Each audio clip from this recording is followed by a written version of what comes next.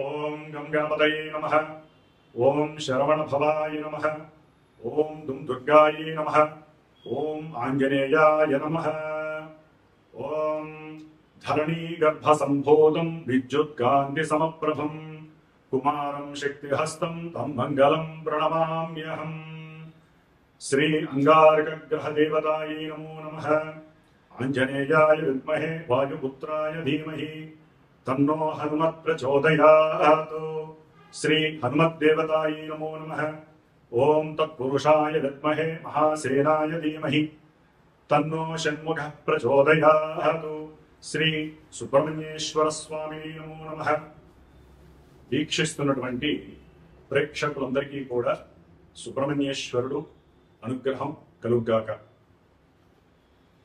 ఈ యొక్క అక్టోబర్ మాసంలో మనకి 28వ తేదీ నుండి డిసెంబర్ దాదాపుగా 7వ తేదీ వరకు కూడా 45 రోజులు మన భూమికి అత్యంత దగ్గరగా ఉంటూ భూమి నుంచి విడదీయబడినటువంటి ఆ యొక్క కేశవుడు మరియు భూదేవి యొక్క కుమారుడుగా రుద్రాంశభూతుడుగా మరి అంగారకుడు అనగా కుజుడు, ఆయనే మంగళుడు, సమస్త మంగళాలని ఇస్తాడు.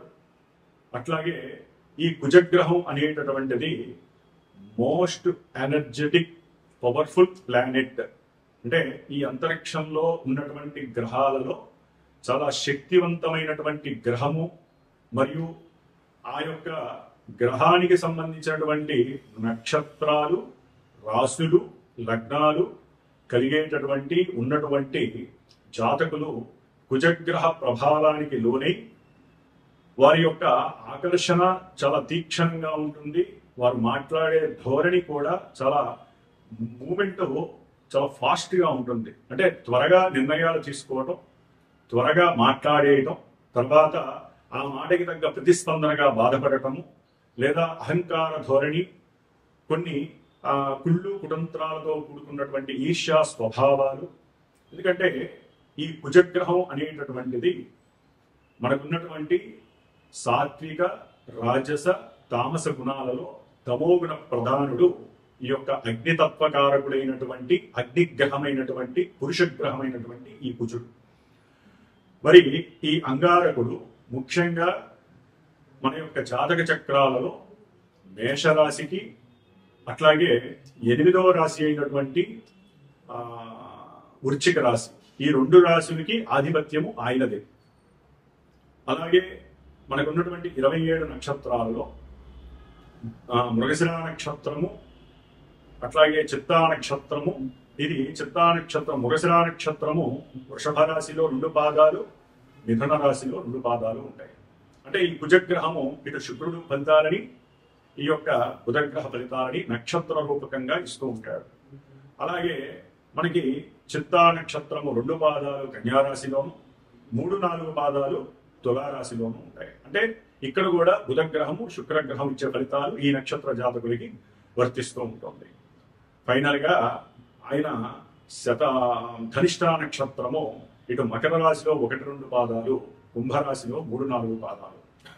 అంటే ఏవైతే శత్రు దోషాన్ని కలిగి ఉన్నటువంటి, శత్రువుగా ఉన్నటువంటి గ్రహాధిపతులు ఉన్నారో వారి యొక్క రాశుల్లోనే ఈ కుజగ్రహానికి సంబంధించిన నక్షత్రాలు ఉంటూ ఉంటాయి. కాబట్టి ఈ యొక్క కుజగ్రహ నక్షత్రాల వారు వివేకాన్ని కోల్పోతారు, ఎక్కువ శక్తి సామర్థ్యాలని చూపించి ఎంతో మందిని లొంగ తీసుకుంటారు, ముఖ్యంగా స్త్రీల పరంగా లొంగ తీసుకుంటారు. అట్లాగే వీరు మకర రాశిలో అట్లాగే కుంభరాశిలో ఉన్నారు కాబట్టి విశేషమైనటువంటి ఉద్యోగ ధర్మ బాధ్యతలని అధికంగా నిర్వర్తిస్తూ ఉంటారు. వీరికి ఒక పని కనుక అప్పచెప్తే ఆ పనిని మంచి యాటిట్యూడ్తో, ఎటువంటి కార్యదీక్ష అనేటటువంటి పదాన్ని ఉపయోగించి అందరికన్నా నేనే ముందు చేయాలి, అందరిలో నేనే ప్రథమంగా ఉండాలి అని అత్యుత్సాహంతో, మంచి ఆవేశపూరితంగా ఎటువంటి పనినైనా చేయగలుగుతారు. అయితే జాతకరీత్యా గనక వీరు సరైనటువంటి పరిస్థితుల్లో లేకపోయినట్లయితే, అంటే సరైన భావాలలో కానీ నక్షత్రాలలో కానీ లేకపోయినట్లయితే కోపము, ఆవేశము, అట్లాగే చిరాకు, మండిపాడుతనము, అవసరమైతే అవతల వాళ్ళ మీద చేయి చేసుకోవటము, కొట్టడము, అట్లాగే ఎక్కువగా వాహన ప్రమాదాలు, ఎన్నో రకాలైనటువంటి అగ్నిపరమైనటువంటి గండాలు, మృత్యు దోషాలు. ఎందుకంటే వృశ్చిక రాశి అనేటటువంటిది మృత్యు రాశి, 8వ రాశి కాబట్టి 8వ స్థానం, అదే ఆయుస్థానము ప్లస్ మృత్యు స్థానం అని కూడా అంటారు. కాబట్టి ఈ యొక్క కుజగ్రహము ఈ 45 రోజులు కూడా తన యొక్క స్వక్షేత్రమైనటువంటి వృశ్చిక రాశిలోకి 28వ తారీఖు అక్టోబరు ప్రవేశిస్తున్నాడు. కాబట్టి ఈ యొక్క అంగారక రాశి అయినటువంటి వృశ్చిక రాశిలో 3 నక్షత్రాలు ఉంటాయి. విశాఖ నక్షత్రము 4వ పాదము, అనురాధ నక్షత్రము 1, 2, 3, 4 పాదాలు, అట్లాగే జ్యేష్ఠ నక్షత్రము 1, 2, 3, 4 పాదాలు. ఈ యొక్క 3 నక్షత్రాలు 9 పాదాలలో ఆయన సంచారం చేసేటప్పుడు వీరిచ్చేటటువంటి నక్షత్రాధిపతులు ఇచ్చేటటువంటి ఫలితాలు, ఆ భావాది ఫలితాలు కుజగ్రహం చక్కగా ఇస్తూ ఉంటుంది. అది మంచి కావచ్చు, చెడు కావచ్చు. ముఖ్యంగా ఈయన ఉన్నటువంటి అంతర్గత రాశి ఇది చాలా డీప్ గా ఉండేటటువంటి రాశి వృశ్చికము, స్కార్పియో అంటారు. కాబట్టి ఈ అంగారక గ్రహము చాలా చాలా దోషభూయుక్తమైనటువంటిది. ముఖ్యంగా వివాహ వ్యవస్థలో ఈ గ్రహము కనుక వారి జాతకంలో జన్మ లగ్నంలో గాని, చంద్ర రాశిలో గాని, శుక్రుడితో గాని కలిసి ఉన్న లగ్నాతు చంద్ర లగ్నాతు ఈ యొక్క కుజగ్రహము 1 అంటే ఆ రాశిలో గాని, లగ్నంలో గాని, కుటుంబ స్థానమైనటువంటి 2వ స్థానంలో గాని, సౌఖ్య స్థానమైనటువంటి 4వ స్థానంలో గాని, ఆయుస్థానము స్త్రీలకైతే కనుక సౌభాగ్య స్థానం 8వ స్థానంలో గాని, అట్లాగే ద్వాదశం అనేటటువంటిది ప్రమాదాలని, అట్లాగే ఎన్నో రకాల ఆర్థిక అసమానతల్ని, అప్పులని సూచించేటటువంటి స్థానము ఈ యొక్క 12వ స్థానము. కాబట్టి ఇక్కడ గనక ఉన్నట్లయితే ఈ కుజగ్రహ దోషము అని అంటారు, కుజ దోషము అంటారు. వివాహ వ్యవస్థలో ఈ కుజ దోషానికి చాలా చాలా విశేషమైనటువంటి పరిస్థితులు కల్పిస్తూ ఉంటారు. మన యొక్క ముహూర్తంలో కూడా అష్టమ కుజుడు. అట్లాగే మనకి ఏదైతే గనక బాలారిష్ట దోషాలు ఉంటాయి, బాలారిష్ట దోషంలో కూడా ఈ కుజగ్రహము 7వ స్థానంలో ఉండకూడదు. ఇది మహాదోషము. 8వ స్థానంలో ఉన్న బాలారిష్ట దోషము అని చెప్తూ ఉంటారు. కాబట్టి ఈ కుజగ్రహం వలన చక్కగా ఉన్నటువంటి వారి జాతకాల్లో గనక అవయోగాలుగా ఈ కుజగ్రహం ఇచ్చినట్లయితే గనక జాతకరీత్యా మాత్రమే దంపతుల మధ్య ఉన్నటువంటి ఆకస్మిక విరోధత్వము, అంటే ఇప్పుడు నడుస్తున్నటువంటి గ్రహస్థితి రీత్యా ఆకస్మికంగా గొడవలు బిగినవుతాయి. అంటే ఈ కుజగ్రహం ఏంటంటే స్త్రీల యందు ఎక్కువగా మక్కువ, తన యొక్క శక్తి సామర్థ్యాలతో ఆకర్షించటము, అట్లాగే ఎక్కువగా మోసపూరితమైనటువంటి అబద్ధాలతో కూడుకున్నటువంటి మాటలు చెప్పటము, అవతల వారిని అట్రాక్ట్ చేసి వారిని ఇబ్బంది పెట్టడము, అవసరమైతే నయాన భయానాన్ని మించి అవసరమైతే హత్యలు చేయడానికి కూడా ఈ కుజగ్రహం అనేటటువంటిది ఫోర్స్ఫుల్ గా వారి యొక్క జాతకంలో ఉంటే అది ఇప్పుడు ప్రెసెంట్ యాక్టివేట్ అవుతూ ఉంటుంది. కాబట్టి అన్నదమ్ముల మధ్య విరోధత్వము కావచ్చు, భూ సంబంధిత ల్యాండ్ మ్యాటర్స్ కానీ ఏదైనా సరే, కబ్జాలు కావచ్చు, కబ్జాలు చేసిన వాడు మీ మీద పగ తీర్చుకోవచ్చు, లేకపోతే రియల్ ఎస్టేట్ రంగంలో ఎవరైతే ఏజెన్సీగా పనిచేస్తున్నారో స్థలాలు అమ్మించడానికి వారు కొంచెం జాగ్రత్తగా ఉండాలి. లేనిపోని అబద్ధపు మాటలు చెప్పకండి. అవతల వ్యక్తులు మీకు శత్రువులుగా మారే పరిస్థితి ఉంటుంది. ఎందుకంటే వృశ్చిక రాశిలో కుజుడు వచ్చినప్పుడు రహస్య స్థావరానికి సంబంధించి, అట్లాగే ముఖ్యంగా మిలిటరీ వ్యవస్థ కావచ్చు, ఈ వ్యవస్థల్లో ఎన్నో రకాలైనటువంటి ప్రాబ్లమ్స్ కలిగే అవకాశాలు ఉంటాయి. మన యొక్క రహస్యాలని బయట దేశాలకి అందించే పరిస్థితులు కూడా ఉద్యోగస్తుల్లో ఉండేవారు ఉంటారు. ముఖ్యంగా ఇది జలరాశి కాబట్టి జల సంబంధితమైనటువంటి సముద్రాలు కావచ్చు, నదుల్లో కావచ్చు, అగ్ని కొండలు ఉంటాయి లోపల, అంటే అగ్ని జ్వాలలు బయటికి రావటము, అలాంటి అంటే లావా కొండలు బద్దలవటము అలాంటివి కావచ్చు, లేకపోతే జల సంబంధితమైనటువంటి ప్రమాదాలు జరగవచ్చు. మొన్న కుజుడు వృషభ రాశిలో ప్రయాణ స్థానంలో ఉండటం ద్వారా మరి ఎన్నో రకాలైనటువంటి వాహనాల ద్వారా, అగ్ని జ్వాలల ద్వారా ఎన్నో ఇబ్బందులు కలిగినాయి. ఇప్పుడు వాటర్కి సంబంధించి జల సంబంధిత సమస్యలు, జల సంబంధిత గండాలు ఎన్నో కలగడానికి అవకాశాలు ఉన్నాయి. ముఖ్యంగా ఈ స్థానము స్త్రీలకి ఋతు సంబంధపరమైనటువంటి హార్మోన్స్ ఇన్బ్యాలెన్సింగ్ వల్ల వచ్చేటటువంటి అసమానతల వల్ల వచ్చేటటువంటి ఎన్నో రకాల ఋతు సంబంధమైన పీరియాడిక్ ప్రాబ్లమ్స్ ని క్రియేట్ చేసే స్థానం ఇది. అంటే గర్భ సంబంధిత దోషాలని, గర్భవిచ్ఛిన్న దోషాలని కలిగజేసే స్థానము వృశ్చిక రాశి. మరి ఆ రాశిలో మహానుభావుడు కుజుడు వచ్చి సొంత ఇంట్లో చాలా బలంగా ఉంటున్నాడు. స్వక్షేత్రకుడైనటువంటి కుజుడు తన యొక్క సొంత ఇంట్లో ఉండడం అనేటటువంటిది ఒక రకంగా మంచిదైనప్పటికీ కూడా ఆ స్థానం 8వ స్థానం అవటం ద్వారా న్యాచురల్ జోడియాక్ లో ఇది అంత మంచిది కాదు. కాబట్టి ప్రమాదాలు, హత్యలు, కుట్రలు, కుతంత్రాలు, అబద్ధాలు, అట్లాగే ఎన్నో రకాలైనటువంటి విపరీతమైనటువంటి నేచర్కి విరుద్ధంగా ప్రవర్తించటము, ఆ ప్రపంచానికి ఒక సమస్యలు ఎన్నో ఉత్పన్నమయ్యేటటువంటి ముఖ్యంగా ఈయన దీర్ఘకాలిక రోగాలను కలుగజేస్తాడు, శత్రువులను వృద్ధి చేస్తాడు. అట్లాగే అప్పుల బాధ ఒకటి కాదండి. మన భూప్రపంచంలో ప్రతి మానవుడు ఇల్లు కట్టుకోవడానికో, బండి కొనుక్కోవడానికో, చివరికి పెళ్లి జరపడానికి కూడా అప్పులు చేసి పిల్లల్ని చదివించాలన్నా, ఏది చేయాలన్నా అప్పు అనేది సర్వసాధారణమైంది. ఈ యొక్క రుణ బాధలకి కూడా ఈయన కారకుడు. శత్రు రోగ రుణ వృద్ధి కారకుడు కుజుడు. 8వ స్థానము దాన్ని వృద్ధి చేయటమే గాని తగ్గించే పరిస్థితి లేదు. ముఖ్యంగా వివాహ యోగము లేనటువంటి వారికి కుజదోషాల వలన, అట్లాగే సంతానపరమైనటువంటి దోషాలు, అది ఏ రకంగానైనా సంతానం లేకపోవటం, సంతానం పుట్టి చనిపోవటము, లేకపోతే సంతానం పుట్టిన తర్వాత వారికి రకరకాలైనటువంటి అంటే శారీరకంగా ఎదగలేకపోవటము, లేకపోతే గర్భ విచ్ఛిన్న దోషాలు 3వ నెలలోనో 2వ నెలలోనో గర్భ విచ్ఛిన్న దోషాలు జరగటము. ఎందుకంటే ఇప్పుడు ఎందుకు చెప్తున్నాం అంటే ఈ వృశ్చిక రాశిలో ఉన్నటువంటి కుజుడు రాహుని 4వ దృష్టితో చూస్తున్నాడు. ఎక్కడైతే రాహుకి కుజుడికి సంబంధము కలుగుతుందో అది మనకి కాలసర్ప యోగ దోషంగా భావించబడుతుంది. అది ఏ రకంగానైనా కానీ వాళ్ళిద్దరికీ సంబంధం ఉండకూడదు. కాబట్టి ఒక రకంగా చెప్పాలంటే ఇది చాలా ఇబ్బందికరమైనటువంటి పరిస్థితుల్ని తెలియజేస్తోంది ఈ కుజగ్రహము రావటం అనేటటువంటిది. జాతకంలో ఈ కుజగ్రహము కొన్ని పాజిటివ్ వేస్ లో ఇచ్చినట్లయితే వారికి ఆకస్మికంగా గృహపరమైనటువంటి లాభాలు కలగచ్చు, లేకపోతే ఎన్నో కేసుల్లో వీరు గెలవచ్చు, ఆకస్మికంగా ఎన్నో రకాలైనటువంటి సుఖ సంతోషాలు కలగచ్చు, మిలిటరీ వ్యవస్థలో వీరికి గుర్తింపు లభించవచ్చు. ఇట్లా జన్మజాతకంలో వారికి గనక కుజుడు అనుకూలమైన భావాలని, అనుకూల నక్షత్రాలు ఉన్నట్లయితే వీళ్ళు రియల్ ఎస్టేట్ లో ఒక టాప్ మోస్ట్ లీడర్స్ గా ఉంటారు. రాజకీయంలో కూడా చాలా పెద్ద పెద్ద వాళ్ళతో ఇంటర్లింక్స్ నడిపే వాళ్ళే ఉంటారు. అట్లాగే ఇది గనక జన్మజాతకంలో ఈ కుజగ్రహము నెగిటివ్ షేడ్స్ ని కనుక కలిగి ఉన్నట్లయితే ఇప్పుడు వాళ్ళు లేనిపోని ఇబ్బందులు, నేరాలు, ఘోరాల్లో వాళ్ళు ఇరుక్కోవటము, జైళ్లలోకి వెళ్ళటము, ఎప్పుడు గడప తొక్కనటువంటి వాళ్ళు పోలీసు గడపలు తొక్కటము, పోలీసుల యొక్క వేధింపు చర్యలు, ఎన్నో రకాలైనటువంటి మానభంగాలు, ఎన్నో రకాలైన హత్యలు, ప్రమాదాలు, వారు అనుకున్న గృహ సంబంధిత విషయాల్లో ఆటంకాలు, గృహ విషయాలలో, ల్యాండ్ విషయాలలో మోసపోవటము, ఇట్లా ఒకటి కాదండి. ఆడవాళ్ళకైతే కనుక గర్భ సంబంధిత దోషాలు చాలా ఇబ్బంది కలిగించేలాగా అవకాశం కలుగుతోంది.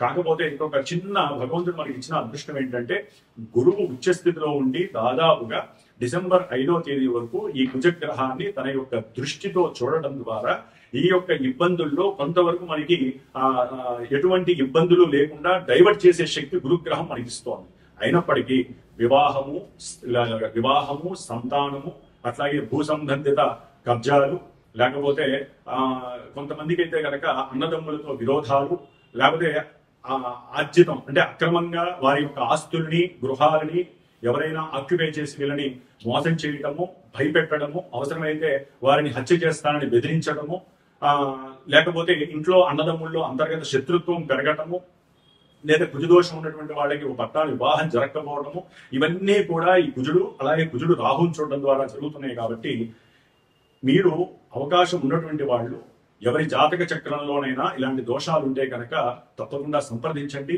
అందులో ముఖ్యంగా మనకి ఈ కార్తీక మాసంలో నవంబర్ 20వ తారీఖున కార్తీక మాసం వెళ్ళిపోయి మార్గశిర మాసము 21 నుంచి ప్రారంభమవుతుంది. ఈ మార్గశిర మాసంలోనే మనకి దాదాపుగా నవంబర్ 26వ తేదీన సుబ్రహ్మణ్య షష్ఠి, దీన్నే కుమార షష్ఠి అంటారు. ఆ పార్వతీ తనయుడైనటువంటి సుబ్రహ్మణ్యేశ్వరుడు ఈ కుజగ్రహానికి అధిష్టాన దేవత, ఆయనే మంగళుడు అంటారు అందుకని. కాబట్టి ఈ దోషాలు ఎవరికైనా ఉన్నట్లయితే ఈ సుబ్రహ్మణ్య షష్ఠి రోజున, స్కంద షష్ఠి రోజున, ఎందుకంటే ఆయన డిసెంబర్ 7 వరకు ఉంటాడు.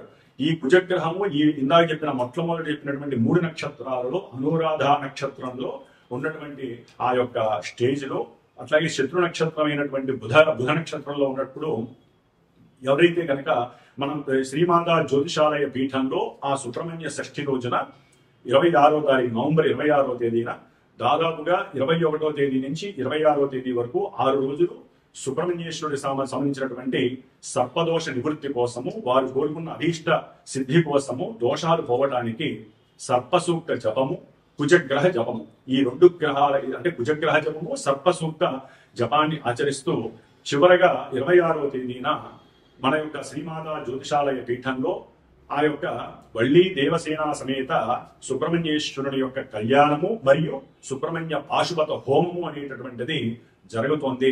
కాబట్టి వివాహం కోసమైతే గనక కళ్యాణంలో స్త్రీలు కావచ్చు, పురుషులు కావచ్చండి, ముఖ్యంగా ఎవరైనా సరే ఈ యొక్క కళ్యాణంలో మీ యొక్క గోత్రనామాలు ఇచ్చి పార్టిసిపేట్ చేయండి, పీఠానికి ఫోన్ చేయండి.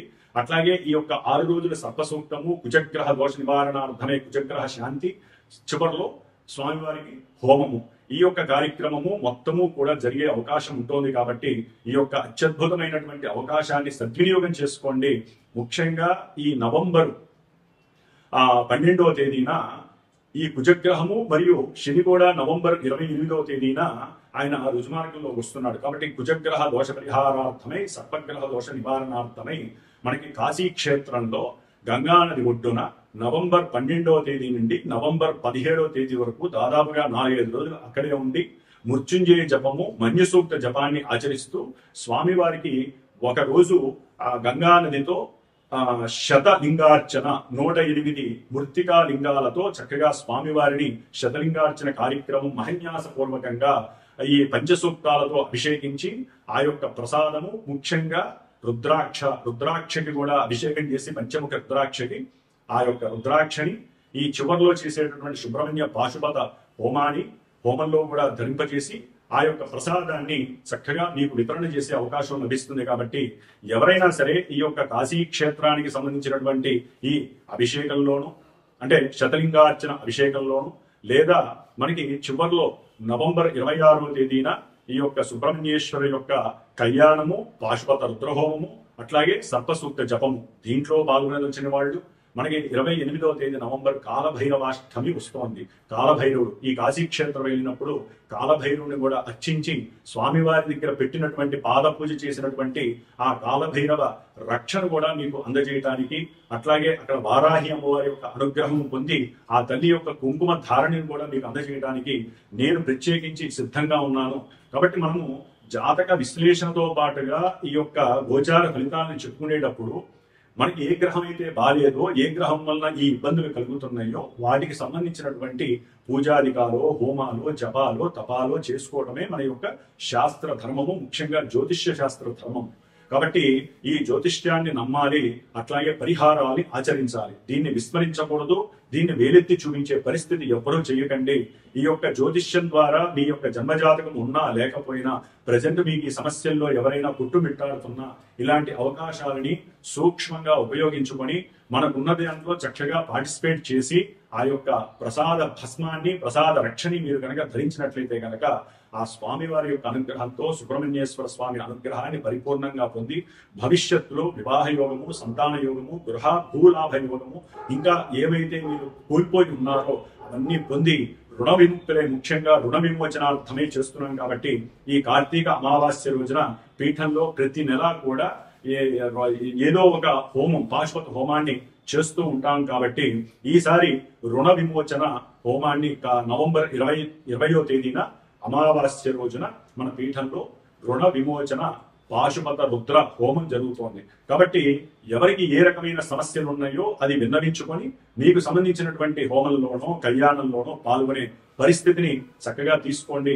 పర్సనల్ గా ఎవరైనా సరే వారి జన్మజాతక రీత్యా ఎప్పుడు వివాహం అవుతుంది, సంతానం కలుగుతుంది, ఇంకా వారికి ఉన్నటువంటి దోషాలు పోవడానికి చక్కగా పీఠానికి ఫోన్ చేసి సంప్రదించండి. మీ యొక్క జన్మజాతక విశ్లేషణని చక్కగా తెలుసుకోండి. మీ యొక్క రహదారిలో ఉన్నటువంటి ముళ్ళుని, దోషాలని కూడా తొలగించుకుంటూ ఏదో ఒక చిన్నదో పెద్దదో మీకున్న దాంతో పరిహారాన్ని ఆచరిస్తూ ముందుకు వెళుతూ మన యొక్క సనాతన ధర్మాన్ని కాపాడండి. మీకున్నటువంటి యోగాలన్నింటినీ కూడా చక్కగా పట్టుకోండి. కాబట్టి ఇప్పుడు మేషాది ద్వాదశ రాశుల వారికి ఈ కుజగ్రహ ప్రభావము ఏ విధంగా ఉండబోతోంది, ఏ విధంగా వారు జాగ్రత్తలు తీసుకోవాలి 45 రోజులు అనేటటువంటి విషయాన్ని మనం గనక తెలుసుకున్నట్లయితే కనుక ఇప్పుడు మేషరాశి వారికి ఏ విధంగా ఉంటుంది, తర్వాత మిగతా 12 రాశుల వారికి ఏ విధంగా ఉంటుందో చర్చించుకుందాం. మకర రాశి వారికి ఈ నెల అక్టోబర్ 27వ తేదీ నుండి డిసెంబర్ 7వ తేదీ వరకు 45 రోజులు మరి కుజగ్రహ ప్రభావము ఏ విధంగా ఉంటుందో మనం తెలుసుకున్నట్లయితే ఈ మకర రాశి వారికి 4వ స్థానము 11వ స్థానానికి ఆధిపత్యం, అంటే గృహము, భూమి, విద్య, తల్లి, అట్లాగే వీరున్నటువంటి ఈ యొక్క స్వప్రదేశం అంటే భూనివాసం, అట్లాగే అభీష్ట సిద్ధి, అన్నదమ్ముల యొక్క సహాయ సహకారాలు, ఈ విషయాలన్నిటిలో కూడా వీరికి చాలా శుభాలు కలిగినాయి మకర రాశి. ముఖ్యంగా ఆయన ఈ 45 రోజులు తన యొక్క స్వక్షేత్రంలో, సొంత ఇంట్లో, వృశ్చిక రాశిలో 11వ స్థానంలో ఉండటం మహా అద్భుతం. భూమిలు ఏదైనా గృహములు కొనగలిగినటువంటి వారికి ఇది చాలా విశేషమైనటువంటి శుభప్రదం. ఆకస్మికంగా ఏదో రకంగా మీకు కలిసి వస్తుంది. తల్లిదండ్రుల ద్వారా కావచ్చు, పిత్రార్జితం కావచ్చు, అన్నదమ్ముల ద్వారా కావచ్చు, కోర్టు కేసుల్లో మీరు గెలవడం ద్వారా కావచ్చు మకర రాశి వారికి. లేదా ఉన్నటువంటి ఇంటిని అమ్మేసి అప్పులు తీర్చేసి, లేదా మీకు ఇవ్వాల్సినటువంటి అప్పులు తిరిగి ఇవ్వాల్సిన వాళ్ళు ఇచ్చేసి, ఇవన్నీ ఆకస్మికంగా సడన్గా జరిగిపోతూ ఉంటాయి. దాని ద్వారా చక్కగా మకర రాశి వాళ్ళకి అత్యద్భుతమైనటువంటి యోగము అని చెప్పుకోవచ్చు. కుజుడు మంగళప్రదాయుడు, సమస్త మంగళాలు జరుగుతాయి. విడిపోయినటువంటి అన్నదమ్ములు కలిసే అవకాశం ఉంటుంది. ఇంట్లో మంచి శుభకరమైనటువంటి వాతావరణం కలుగుతుంది. లేకపోతే వెహికల్ బిజినెస్ చేసేవాళ్ళు, సివిల్ ఇంజనీర్స్, గృహ కట్టడాలు కట్టేటటువంటి వాళ్ళు, గృహ నిర్మాణాలు చేసేవాళ్ళు, రియల్ ఎస్టేట్ వ్యాపారులకి చక్కటి ధనలాభం కలిగే అవకాశం ఉంటుంది. ఇవన్నీ ఆకస్మికంగా జరిగే అవకాశం ఎక్కువగా ఇస్తుంది. సంతానపరమైనటువంటి లాభం కలుగుతుంది. అట్లాగే అంటే సంతానపరంగా అంటే ఏ విధంగానైనా సరే వీళ్ళు లాభం కలుగుతుంది. పెద్ద పెద్ద టూర్స్ వేస్తారు, దూర ప్రాంతాలకు వెళ్తారు, ఆనందంగా ఉంటారు, కుటుంబంతో సంతోషంగా ఉండే పరిస్థితులు. అట్లాగే ఏదైనా సరే విద్యార్థులైతే కనుక ఏదైనా వ్రాత పరీక్షలు రాసే వాళ్ళకి అన్ని లాభాలే కలగడానికి అవకాశం ఉంది. అయితే జన్మజాతకంలో ఏదైనా వైపరీత్యకరమైనటువంటి, ఇబ్బందికరమైనటువంటి, పడకూడనటువంటి దశ అంతర్దశలు కనుక జరిగినా, జాతకంలో ఈ కుజుడు వాళ్ళకి సరిగ్గా లేకపోయినా ఇవన్నీ కూడా నెగిటివ్ సెన్స్లోకి వెళ్ళిపోతాయి. అక్కడ జన్మజాతకం ఏదైతే ఆపరేట్ చేస్తుందో అది మాత్రమే వీరికి గోచారంలో ట్రాన్స్లేట్ అవుతూ ఉంటుంది, ట్రాన్స్ఫర్ అయిపోతూ ఉంటుంది. కాబట్టి ఏదైనా కూడా గోచార రీత్యా మకర రాశి వారికి కుజగ్రహ ప్రభావం అత్యద్భుతంగా ఉంది. అన్ని రకాల శుభాలు కలుగుతున్నాయి, సహాయ సహకారాలు లభిస్తాయి, భూగృహ ఆస్తులు లభిస్తున్నాయి, విద్యార్థులకి శుభకరమైనటువంటి పరిస్థితి కలుగుతుంది. ఓం సుబ్రహ్మణ్యేశ్వరాయ నమః.